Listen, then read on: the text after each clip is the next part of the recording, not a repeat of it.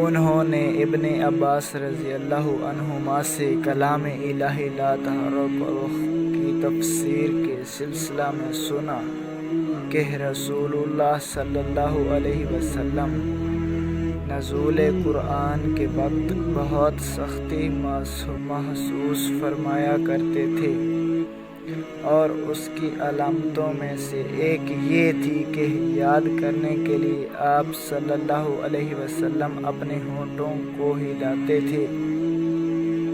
ابن عباس رضی اللہ عنہما نے کہا، میں اپنے ہونٹ ہلاتا ہوں جس طرح آپ صلی اللہ علیہ وسلم ہلاتے تھے۔ سعید کہتے ہیں، میں بھی اپنے ہونٹ ہلاتا ہوں جس طرح ابن عباس رضی اللہ عنہما کو میں نے ہلاتے دیکھا۔ پھر انہوں نے اپنے ہونٹ ہلائے۔ ابن عباس رضی اللہ عنہما نے کہا، پھر یہ آیت اتری کہ اے محمد، قرآن کو جلد یاد کرنے کے لیے اپنی زبان نہ ہلاؤ، اس کا جمع کر دینا اور پڑھا دینا ہمارا ذمہ ہے۔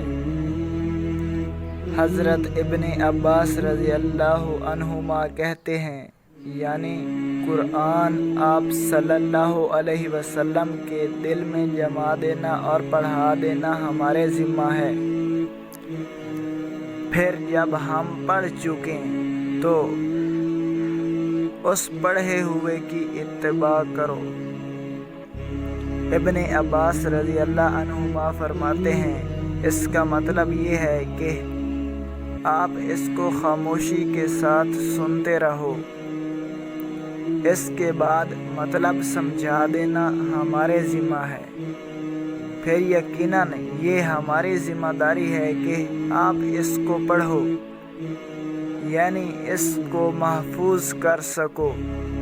چنانچہ اس کے بعد جب آپ کے پاس حضرت جبریل علیہ السلام وحی لے کر آتے تو آپ توجہ سے سنتے۔